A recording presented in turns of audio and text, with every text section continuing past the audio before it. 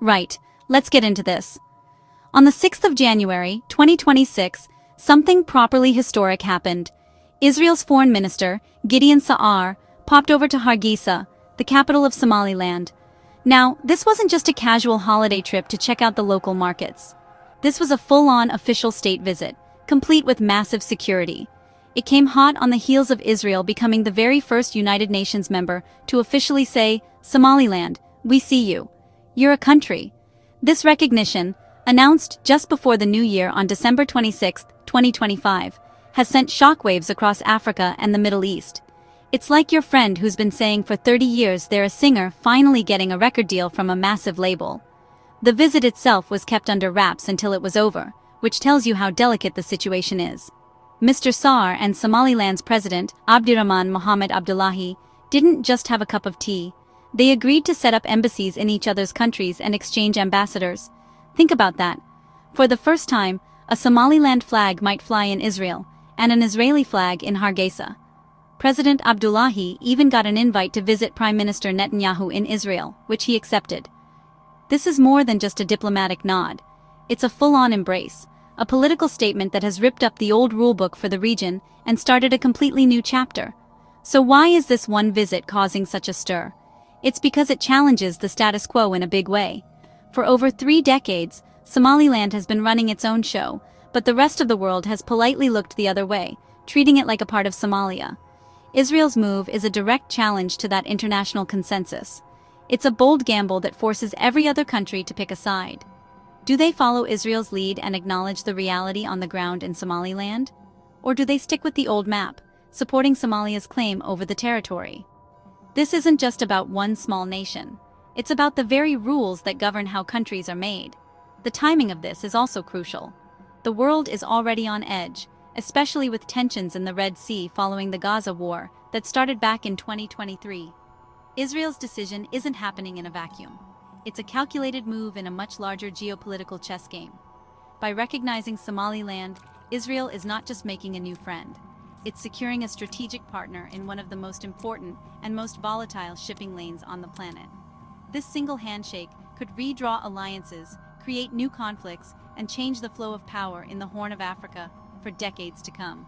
It's a massive deal, and everyone is now watching to see what happens next.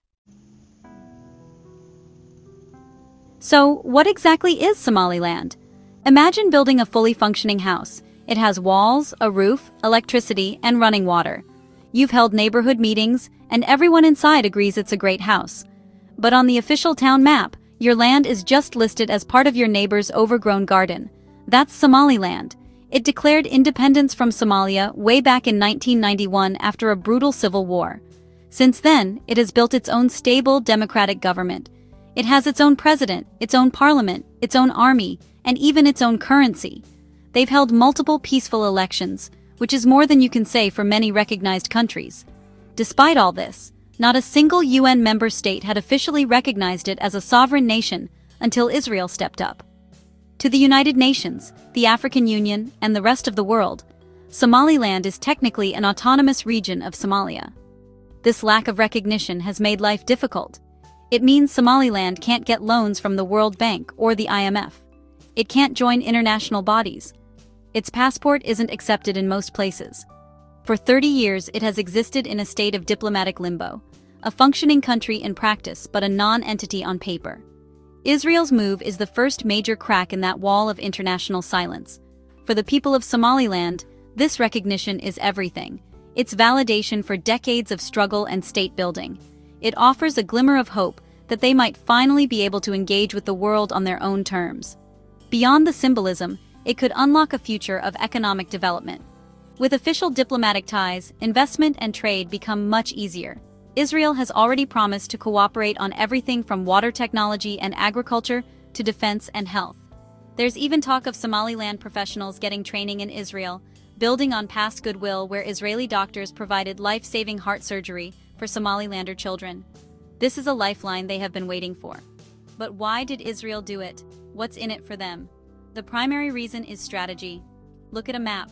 Somaliland sits on the Gulf of Aden, right next to the Bab al-Mandab Strait. This narrow channel is a critical choke point for global trade. About 12% of all seaborne trade, including massive amounts of oil, passes through here on its way to and from the Suez Canal. With Houthi rebels in Yemen causing chaos for shipping, having a stable partner right on the coast is a huge strategic win for Israel.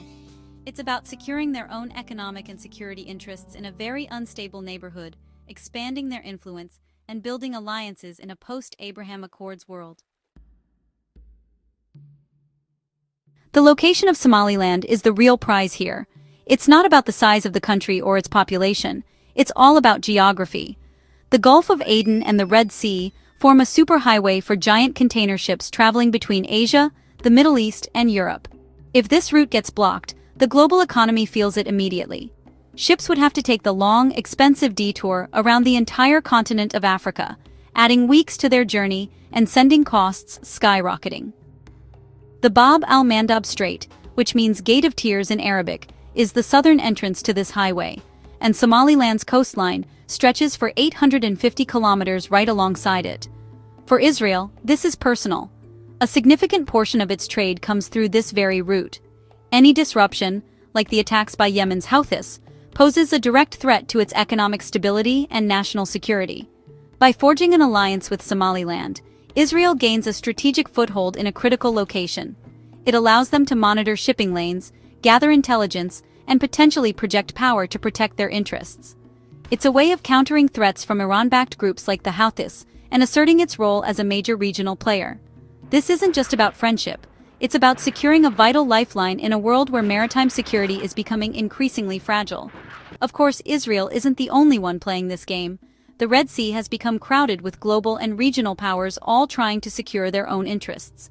Turkey has a major military base in Somalia's capital, Mogadishu. The UAE has interests in ports along the coast. China has its first-ever overseas military base just across the water in Djibouti. The United States, France, and Japan also have a military presence in the area. Israel's move to partner with Somaliland adds another powerful piece to this already complicated chessboard. It intensifies the competition for influence in a region that is vital for global trade and security. This is why Somaliland's port of Berbera is so important. It's a deepwater port that offers an alternative to the congested port in Djibouti. Landlocked Ethiopia, a country of over 120 million people, is desperate for reliable sea access and has already invested heavily in developing the port. Israel's recognition could make Berbera an even more attractive hub for international trade, potentially reshaping economic dynamics across the Horn of Africa. It's a classic case of geopolitics, where a strip of coastline and a deep harbor can become the focal point of a global power struggle, with billions of dollars and the security of nations at stake. As you can imagine, not everyone is sending congratulatory flowers. Somalia, in particular, is furious. From their perspective, Somaliland is still part of their country, a breakaway region that needs to be brought back into the fold. They see Israel's recognition and the foreign minister's visit as a serious violation of their sovereignty and an unlawful act of interference in their internal affairs. The Somali government in Mogadishu immediately condemned the move, calling it completely unacceptable. They fear this could embolden other separatist movements within Somalia and completely destabilize their efforts to rebuild the nation after decades of conflict. Somalia is now on a diplomatic offensive, trying to rally support from its allies. They've appealed to the African Union, the Arab League, and the United Nations to denounce Israel's decision. Their argument is simple. If the world starts recognizing breakaway regions, where does it end? This brings us to another major player who is not happy at all. Turkey. Turkish President Erdogan, a staunch ally of the Somali government, immediately called Israel's move unacceptable and illegal. Turkey has invested heavily in Somalia, providing military training, building infrastructure, and running Mogadishu's port and airport. They see themselves as a key partner in Somalia's reconstruction. For Turkey, Israel's presence in Somaliland is a direct challenge to its own influence in the Horn of Africa.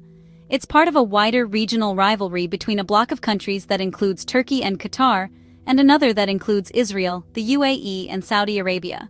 Israel gaining a strong partner right next door to Somalia is seen as a strategic setback for Turkish ambitions. It escalates the competition for control and influence over the Red Sea, turning the region into an even more intense arena for this geopolitical tug-of-war. Turkey sees this as Israel undermining its efforts and threatening the stability it has tried to foster in Somalia. Then there's the African Union, or AU. The AU is extremely worried. One of the founding principles of the organization is to respect the colonial-era borders that make up modern African states. The logic is that if you start redrawing one border, it could open a Pandora's box of secessionist movements all across the continent, leading to endless conflict and fragmentation. Israel's recognition of Somaliland flies in the face of this long-held principle.